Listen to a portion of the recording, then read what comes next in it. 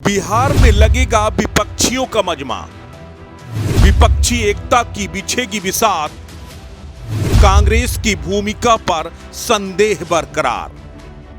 गठबंधन में बिन दूल्हा बारात कैसे बनेगी बात। 23 में बिछेगी 24 की बिसात। 2024 के लिए महागठबंधन की कवायद की शुरुआत बिहार से होने जा रही है। 23 जून को पटना में दिग्गजों का जुटान होना है। न्योता सभी विपक्षी दलों को भेजा गया है, लेकिन कितने आएंगे इस पर सवाल अभी बाकी है। जिनका आना तय है उनमें अखिलेश यादव, ममता बनर्जी, शरद पवार, अरविंद केजरीवाल और केसीआर जैसे नेताओं का आना तय है। लेकिन नवीन पटनायक और जगन मोहन रेड्डी सरीखे नेताओं ने आने से साफ मना कर दिया है, तो वहीं कांग्रेस के आने पर अभी असमंजस बरकरार है।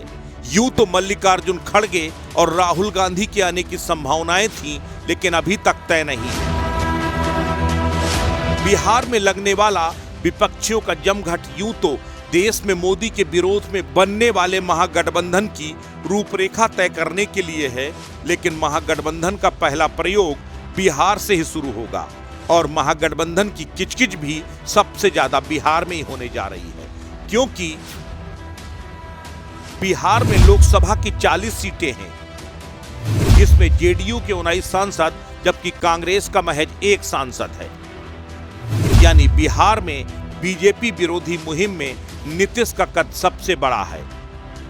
ऐसे में कयास लगाए जा रहे हैं कि संभावित गठबंधन में नीतीश को संयोजक बनाया जा सकता है। बात केवल बिहार की करें तो यहां 40 सीटों के लिए महागठबंधन की 6 पार्टियों के बीच बंटवारा होना है।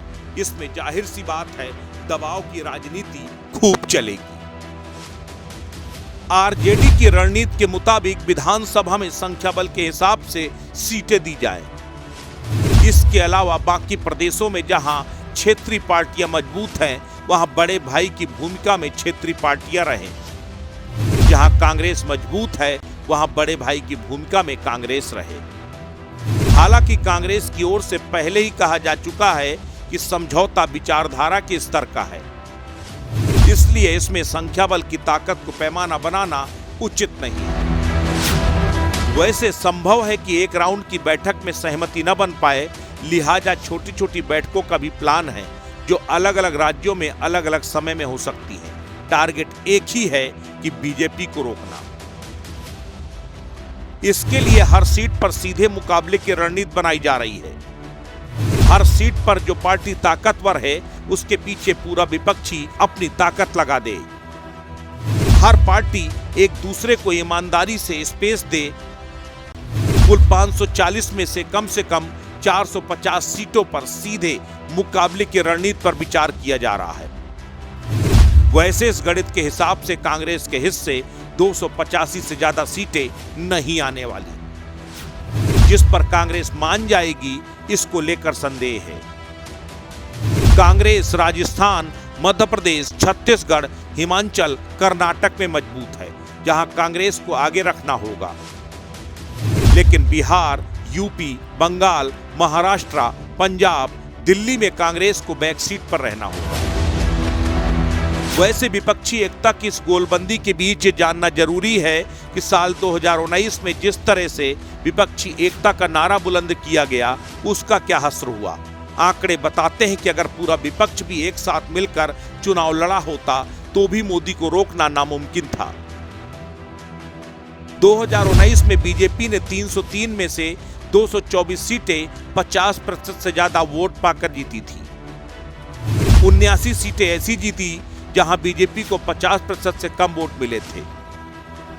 लेकिन इनमें सिर्फ 48 सीटें ही ऐसी थीं जहां दूसरे और तीसरे नंबर के उम्मीदवारों को मिले कुल वोट बीजेपी उम्मीदवार से ज्यादा थे। बीजेपी द्वारा जीती गई 106 सीटें ऐसी थीं जहां लड़ाई में तीसरा कोई दल था ही नहीं। यानी अगर इन सीटों पर बीजेपी के खिलाफ साझा उम्मीदवार भी उतारा जाता, तो भी बीजेपी को रोकना मुश्किल था। 7 राज्य ऐसे हैं जहां बीजेपी और कांग्रेस के अलावा कोई तीसरी पार्टी का वोट 5% से ज्यादा था ही नहीं। यानी साफ है कि कि विपक्षी एकता की कसरत अपनी जगह है, वास्तविक स्थिति अपनी जगह। ऊपर से विपक्ष का चेहरा कौन होगा, और अगर कोई हो भी तो वो मोदी के चेहरे के सामने कितना टिकेगा, ये बड़ा सवाल है। इतना ही नहीं, कांग्रेस नीतीश के फार्मूले को मानेगी या नहीं, केजरीवाल पंजाब और दिल्ली से बाहर सीटें मांगेंगे या नहीं, ऐसे तमाम सवाल हैं जो विपक्षी एकता के फुग्गे की हवा पहले ही कदम पर निकालने के लिए काफी है। अस्तित्व न्यूज नेशनल के लिए ब्यूरो रिपोर्ट।